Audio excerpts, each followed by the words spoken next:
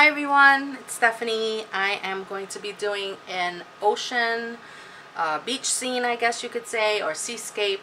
I have been trying to get lacing for quite a while now. I have every white I think you can think of, and for some reason it wasn't working, so I switched up my resin this last time, and I switched the heat gun and it seemed to work. So now I'm trying to figure out, was it the resin or the heat gun? So I'm gonna try my old resin.